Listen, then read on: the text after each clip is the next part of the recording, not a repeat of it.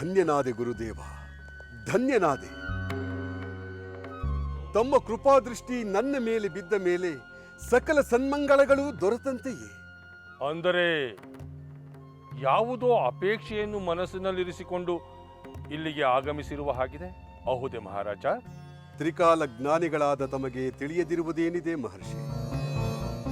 ನಿಜ, ತಾವು ಹೇಳಿದಂತೆ ನಾನು ಒಂದು ಮಹತ್ತರವಾದ ಅಪೇಕ್ಷೆಯನ್ನು ಇರಿಸಿಕೊಂಡು ತಮ್ಮ ಸನ್ನಿಧಿಗೆ ಬಂದಿದ್ದೇನೆ. ಅದನ್ನು ಈಡೇರಿಸುವ ಶಕ್ತಿ ತಮ್ಮನ್ನು ಬಿಟ್ಟರೆ ಬೇರೆ ಯಾರಿಗೂ ಇಲ್ಲ. ನಿನ್ನ ಅಪೇಕ್ಷೆಯನ್ನು ನಾವು ಈಡೇರಿಸಬೇಕೆ? ಹೌದು ಗುರುದೇವ, ತಮ್ಮ ತಪಶಕ್ತಿಗೆ ಯಾವುದು ತಾನೇ ಅಸಾಧ್ಯ.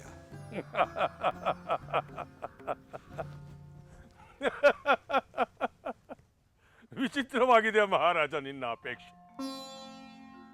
ಸಾಕ್ಷಾತ್ ಬ್ರಹ್ಮರ್ಷಿ ವಸಿಷ್ಠರನ್ನೇ ಕುಲಗುರುಗಳನ್ನಾಗಿರಿಸಿಕೊಂಡು ದೇಹಿ ಎಂದು ನನ್ನ ಬಳಿಗೆ ಆಗಮಿಸಿರುವೆಯಲ್ಲ.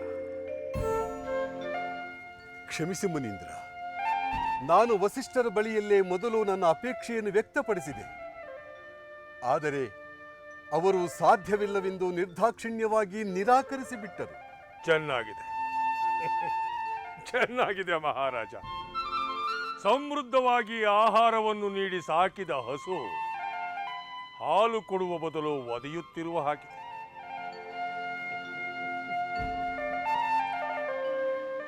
ನಿನ್ನ ಸೇವೆ, ಉಪಚಾರ, ಮಾನ್ಯತೆ, ಪೂಜ್ಯತೆ ಎಲ್ಲವೂ ಬ್ರಹ್ಮರ್ಷಿ ವಸಿಷ್ಠರಿಗೆ. ನಿನ್ನ ಅಪೇಕ್ಷೆಯನ್ನು ನಾವು ಈಡೇರಿಸಬೇಕು. ಹೌದು ಮಹಾರಾಜ, ವಸಿಷ್ಠರಿಂದ ನೆರವೇರಿಸಲಾಗದ ಕಾರ್ಯವನ್ನು ನಾವು ನೆರವೇರಿಸುತ್ತೇವೆ ಎಂದು ನಿನಗೆ ಭರವಸೆ ಬಂದುದಾದರೂ ಹೇಗೆ? ಕ್ಷಮಿಸಿ ಮುನೀಂದ್ರ, ವಂಶ ಪರಂಪರೆಯನ್ನು ಗೌರವಿಸಿ ಅವರನ್ನು ಕುಲಗುರುವಾಗಿ ಮಾನ್ಯ ಮಾಡುವುದು ಕರ್ತವ್ಯವಾಗಿತ್ತು. ಆದರೆ ಅವರು ನಮ್ಮ ಕೋರಿಕೆಯನ್ನು ಈಡೇರಿಸಲಿಲ್ಲವೆಂದ ವೇಳೆ ಅವರಿಗೆ ಆ ಶಕ್ತಿ ಇಲ್ಲವೆಂದೇ ಅರ್ಥ. ತಾವಾದರೂ ಈ ಜಗತ್ತಿನಲ್ಲಿ ಏನನ್ನು ಬೇಕಾದರೂ ಸಾಧಿಸಬಲ್ಲ ಶಕ್ತಿವಂತರು, ಜೊತೆಗೆ ಶರಣಾಗತರ ಕೋರಿಕೆಯನ್ನು ಈಡೇರಿಸುವ ಕರುಣಾಶಾಲಿಗಳು. ಮಹಾರಾಜ, ನಿನ್ನ ಭರವಸೆ ನಂಬಿಕೆ ದೊಡ್ಡದು. ಹೇಳೋ ನಿನ್ನ ಮಹತ್ತರವಾದ ಅಪೇಕ್ಷೆಯನ್ನ. ಬ್ರಹ್ಮರ್ಷಿ ವಸಿಷ್ಠರು ಸೋತ ಕಡೆ ಈ ವಿಶ್ವಾಮಿತ್ರ ಗೆಲ್ಲುತ್ತಾನೆ. ಮುನೀಂದ್ರ, ಭೂಲೋಕದಲ್ಲಿ ತಾವು ಮಾಡಿದ ಉತ್ತಮ ಕಾರ್ಯಗಳಿಂದ ಪುಣ್ಯಾರ್ಜನೆ ಮಾಡಿದವರು ಮರಣಾನಂತರ ತಮ್ಮ ಭೌತಿಕ ಶರೀರವನ್ನು ಇಲ್ಲಿಯೇ ಬಿಟ್ಟು ಸ್ವರ್ಗದಲ್ಲಿ ಸ್ಥಾನ ಪಡೆಯುತ್ತಾರೆ. ಹೌದು ಮಹಾರಾಜ, ಪುಣ್ಯದ ಫಲ ಸ್ವರ್ಗ, ಪಾಪದ ಫಲ ನರಕ. ನಿನಗೂ ಸ್ವರ್ಗದ ಅಪೇಕ್ಷೆ? ಹೌದು ಮುನಿವರ್ಯ, ಆದರೆ ನನ್ನ ಮರಣಾನಂತರವಲ್ಲ. ಈ ಭೌತಿಕ ದೇಹದ ಸಹಿತವಾಗಿಯೇ ಸ್ವರ್ಗಕ್ಕೆ ಹೋಗಲು ನಾನು ಬಯಸುತ್ತೇನೆ.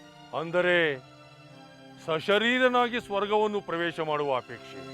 ಹೌದು ಪೂಜ್ಯರೇ, ನನ್ನ ಈ ಅಪೇಕ್ಷೆ ಈಡೇರಿಸಲು ನಿಮ್ಮ ಕೃಪೆಯಾಗಬೇಕು ಅಷ್ಟೇ. ಆಗಲಿ, ನಿನ್ನ ಅಪೇಕ್ಷೆಯನ್ನ ನಾನು ಈಡೇರಿಸುತ್ತೇನೆ. ಏಕಾಗ್ರತೆಯಿಂದ ಪರಶಿವನನ್ನ ನೀನು ಧ್ಯಾನ ಮಾಡು. ನಾನು ನನ್ನ ತಪಶಕ್ತಿಯನ್ನೆಲ್ಲ ಧಾರೆ ಎರೆದು ಸಶರೀರನಾಗಿ ನಿನ್ನನ್ನು ಸ್ವರ್ಗ ಪ್ರವೇಶ ಮಾಡಿಸುತ್ತೇನೆ. ಅಲ್ಲಿ ಇಂದ್ರಾದಿ ದೇವತೆಗಳು ನಿನ್ನನ್ನು ಆದರದಿಂದ ಬರಮಾಡಿಕೊಳ್ಳುತ್ತಾರೆ. ಧನ್ಯನಾದೆ ಮುನೀಂದ್ರ.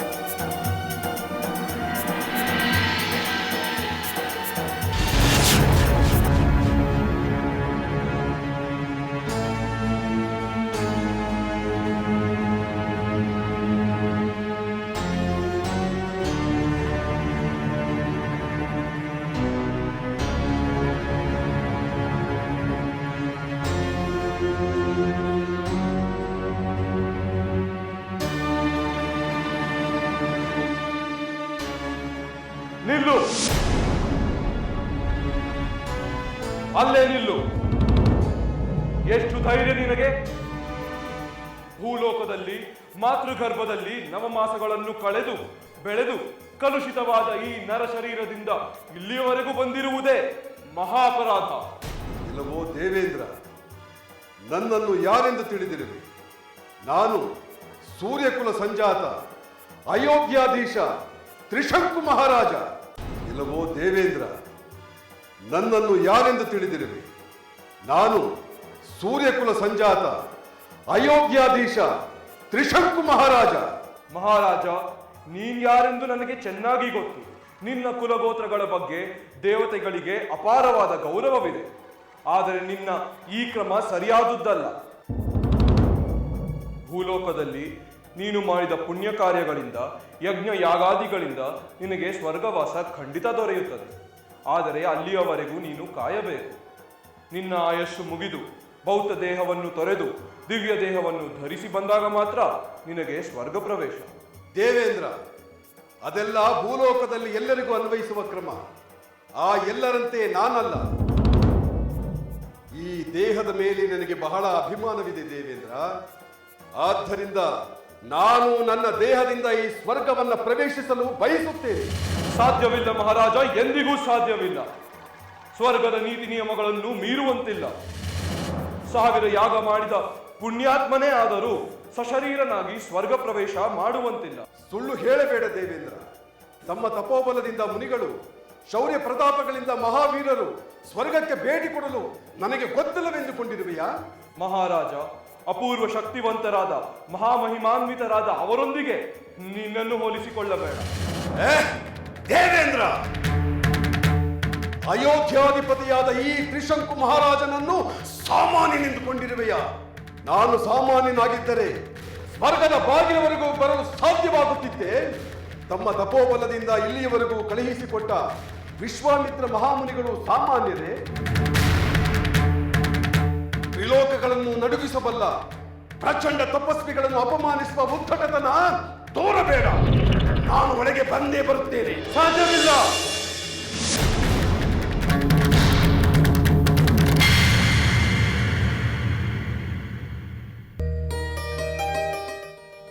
ಸ್ವಾಮಿ, ಹಾಗಾದರೆ ತ್ರಿಶಂಕು ಮಹಾರಾಜರನ್ನು ಸ್ವರ್ಗ ಪ್ರವೇಶ ಮಾಡಲು ಅವಕಾಶ ನೀಡದೆ ದೇವೇಂದ್ರ ತಳ್ಳಿಬಿಟ್ಟರೆ? ಹೌದು ದೇವಿ. ಸ್ವರ್ಗಾಧಿಪತಿ ದೇವೇಂದ್ರ ಸಶರೀರ ಸ್ವರ್ಗ ಪ್ರವೇಶಕ್ಕೆ ಅವಕಾಶ ನೀಡದೆ ಅವರನ್ನು ತಳ್ಳಿಬಿಟ್ಟರು. ತ್ರಿಶಂಕು ಮಹಾರಾಜರು ಸ್ವರ್ಗದಿಂದ ಭೂಮಿಗೆ ಬೀಳತೊಡಗಿದರು. ವಿಶ್ವಾಮಿತ್ರ ಮುನಿಗಳ ತಪಸ್ಸಿನ ಶಕ್ತಿ ಗೊತ್ತಿದ್ದರು ಅವರ ಸಹಾಯದಿಂದ ಸ್ವರ್ಗ ದ್ವಾರದವರೆಗೂ ಬಂದಿದ್ದ ತ್ರಿಶಂಕು ಮಹಾರಾಜರನ್ನು ಹೀಗೆ ತಿರಸ್ಕರಿಸುವುದು ಸರಿಯೇ ಸ್ವಾಮಿ? ದೇವಿ, ಭೂಲೋಕವೇ ಆಗಲಿ ದೇವಲೋಕವೇ ಆಗಲಿ ಅವರವರದ್ದೇ ಆದ ನೀತಿ ನಿಯಮ, ಅವರದ್ದೇ ಆದ ಮಿತಿಗಳಿರುತ್ತವೆ. ಅವುಗಳನ್ನು ಮೀರುವುದು ಅಪರಾಧವೆಂದೇ ಪರಿಗಣಿಸಲಾಗುತ್ತದೆ. ಆದ್ದರಿಂದ ದೇವತೆಗಳೇ ಆಗಲಿ ಮಾನವರೇ ಆಗಲಿ ತಪಸ್ವಿಗಳೇ ಆಗಲಿ ರಾಜ್ಯರೇ ಆಗಲಿ ಅವುಗಳನ್ನು ಗೌರವಿಸಿ ನಡೆಯಲೇಬೇಕಾಗುತ್ತದೆ. ಆದರೆ ಕೆಲವು ಸಲ ವಿಶೇಷ ಮಹಿಮೆಗಳಿಂದ ಋಷಿಗಳು ಮತ್ತು ದೇವದಾನವರಲ್ಲಿ ಅಪೂರ್ವ ಶಕ್ತಿ ಉಳ್ಳವರು ಲೋಕ ಸಂಚಾರ ಮಾಡಲು ಸಾಧ್ಯವಾಗುತ್ತದೆ. ಆದರೆ ತ್ರಿಶಂಕು ಮಹಾರಾಜರು ಅಂತಹ ಪುಣ್ಯಶಾಲಿಗಳಾಗಿರಲಿಲ್ಲ.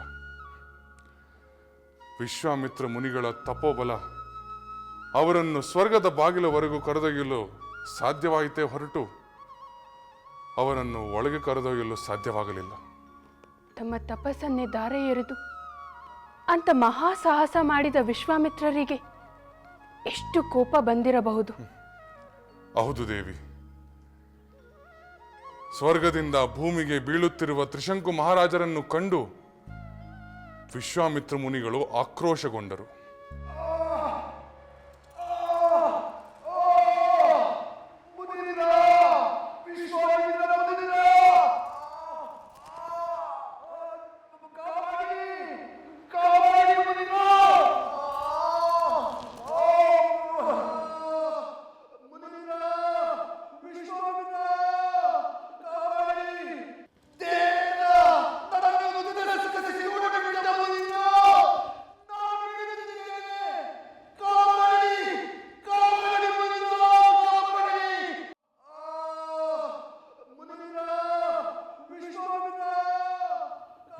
ವಿಶ್ವಾಮಿತ್ರ ಮುನಿಯು ಯಜ್ಞ ಯಾಗಾದಿಗಳಿಂದ ದೇವತೆಗಳನ್ನು ತೃಪ್ತಿಪಡಿಸಿದ್ದು ಸತ್ಯವೇ ಆದರೆ ಅಖಂಡ ತಪಸ್ಸಿನಿಂದ ದೇವತೆಗಳನ್ನು ಒಲಿಸಿಕೊಂಡಿದ್ದು ಸತ್ಯವೇ ಆದರೆ ತ್ರಿಶಂಕು ಮಹಾರಾಜ ಅಂತರಿಕ್ಷದಲ್ಲಿ ನಿಲ್ಲುವಂತಾಗಲಿ.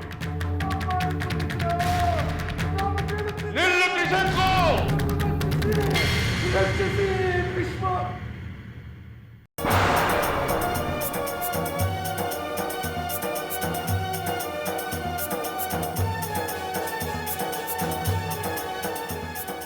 ದೇವೇಂದ್ರ!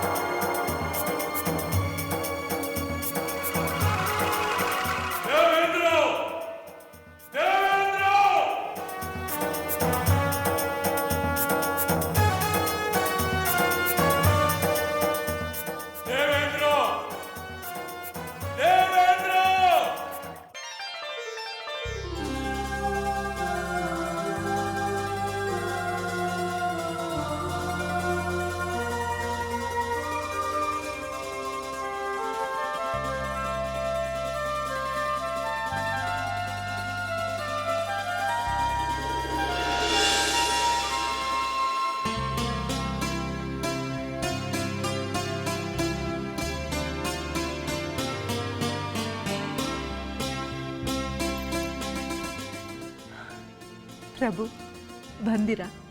ಬನ್ನಿ, ಕುಳಿತುಕೊಳ್ಳಿ.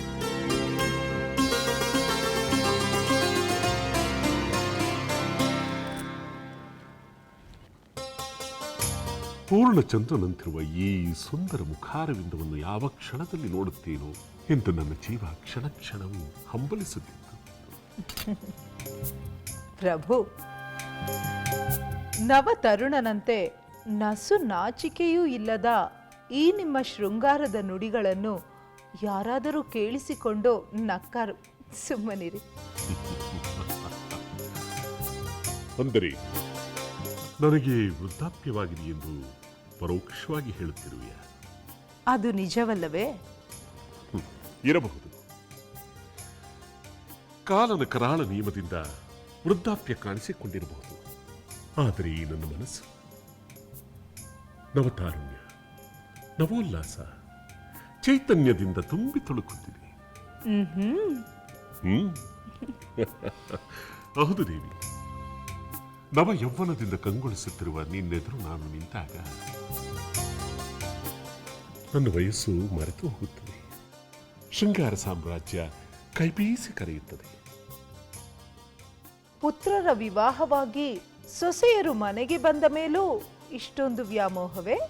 ದೇವಿ, ವ್ಯಾಮೋಹವಿಲ್ಲದ ಬದುಕು ಹಸಿರಿಲ್ಲದ ಬರಡು ನೆಲದಂತೆ ನಿಷ್ಪ್ರಯೋಜಕ. ಇಂದು ನಿಮ್ಮ ಶೃಂಗಾರ ನೆರೆ ಬಂದ ತೊರೆಯ ಹಾಗೆ ಉಕ್ಕಿ ಹರಿಯುತ್ತಿದೆ. ಉಕ್ಕಿ ಹರಿಯುತ್ತಿರುವ ಆ ಶೃಂಗಾರದ ತೊರೆ ನಿನ್ನ ಸನ್ನಿಧಿಯಲ್ಲಿ ಶಾಂತವಾಗಬೇಕು. ಎಲ್ಲ ಬರೀ ಬಡಿವಾರ. ಬಡಿವಾರ ಹಾಗೆಂದರೆ ನೀನು ನನ್ನ ಪ್ರಾಣ, ನನ್ನ ಸರ್ವಸ್ವ. ಅಹುದೇ? ಹಾಗಾದರೆ ನನ್ನ ಪುತ್ರ ಭರತ? ಭರತ ನನ್ನ ಜೀವ. ಸುಳ್ಳು. ದೇವಿ, ಈ ಅನುಮಾನ ನಿನಗೇಕೆ ಬಂತು? ನನ್ನ ಪುತ್ರ ಭರತ ಕೇಕೆಯಿ ರಾಜ್ಯಕ್ಕೆ ಹೋಗಿ ಎಷ್ಟು ಕಾಲವಾಯಿತು. ಅವನನ್ನು ನೋಡುವ ಆಸೆ ನಿಮಗಿಲ್ಲವೇ ಪ್ರಭು? ನೋಡುವ ಆಸೆ ಯಾರಿಗೆ ಇರುವುದಿಲ್ಲ. ಭರತ ತನ್ನ ತಾತನ ಮನೆಯಲ್ಲಿ ಆನಂದವಾಗಿದ್ದಾನೆ. ಅವನನ್ನೇಕೆ ಅಡ್ಡಿಪಡಿಸಬೇಕು? ಆದರೆ ನನಗೆ ನನ್ನ ಪುತ್ರನನ್ನು ನೋಡುವ ಆಸೆಯಾಗುತ್ತಿದೆ. ಯಾವ ತಾಯಿಗೆ ತಾನೇ ತನ್ನ ಪುತ್ರನನ್ನು ನೋಡುವ ಆಸೆ ಇರುವುದಿಲ್ಲ? ಮಾತು ಮರೆಸಬೇಡಿ ಪ್ರಭು. ದೇವಿ, ಅದಕ್ಕೆ ಇಷ್ಟೊಂದು ಭಾವಾವೇಶವೇ? ನಿನ್ನ ಕೋಪದ ಅನುಭವ ನನಗಿದೆ ದೇವಿ. ಭರತನನ್ನು ಯಾವಾಗ ಬೇಕಾದರೂ ಕರೆಸಿಕೊಳ್ಳಬಹುದು. ಆದರೆ ಬಯಕೆಯಿಂದ ಬಾಯಾರಿ ಬಂದಿರುವ ಈ ಬಡಪಾಯಿಯನ್ನು ಕಡೆಗಣಿಸಬೇಡ. ಈ ನಿನ್ನ ಸುಕೋಮಲವಾದ ಬಾಹುಬಂಧನದ ವಾಕ್ಯವನ್ನು ಕರುಣಿಸು.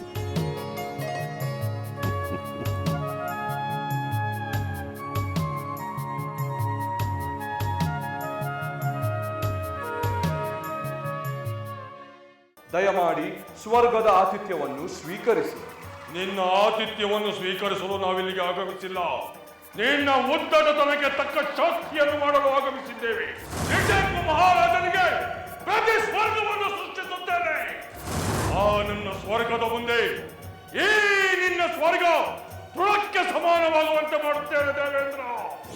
ನೀವು ನಿತ್ಯ ಧರಿಸುತ್ತಿದ್ದ ಆಭರಣಗಳನ್ನೆಲ್ಲ ಆ ಸುಮಂಗಳಿಗೆ ಕೊಟ್ಟು ಬಿಟ್ಟರಲ್ಲ. ಏಕೆ ಮಾತೆ, ಏನಾಯಿತು? ಇಂಥ ನಿರಾಸಕ್ತಿ ಏಕೆ? ಲಂಕೆಯಲ್ಲಿನ ದುರುಳ ದರ್ಪವು ಸೀತೆ ಸಹನೆಗೆ ಸೋತಿತು. ಅಂಕೆ ಇರದ ಅಸುರ ಕುಲವು ರಾಮ ಬಾಣಕ್ಕೆ ಅಡಗಿತು. ದೂರವಿರಲಿ ಸನಿಹವಿರಲಿ ರಾಮ ಹೃದಯ ನಿವಾಸಿನಿ. ಯುಗವು ಯುಗವು ಸಾಗಲಿ ಅಕಳಂಕ ಪ್ರೇಮ ಪ್ರಬೋಧಿನಿ. ಅಮರ ಗಾಧೆ ಧರಣಿ ಜಾತೆ ಸಾಧ್ವೆ ಸೀತೆ ಸುಚರಿತೆ. ಸಹನ ಶಕ್ತಿ ಪತಿಯ ಭಕ್ತಿ ಲೋಕಮಾನ್ಯ ವಂದಿತೆ.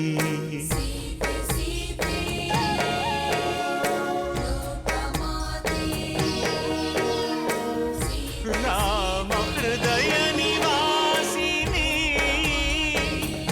ಅಕಳಂಕ ಪ್ರೇಮ ಪ್ರಬೋಧಿನಿ. ಸೀತೆ ಮಾತೆ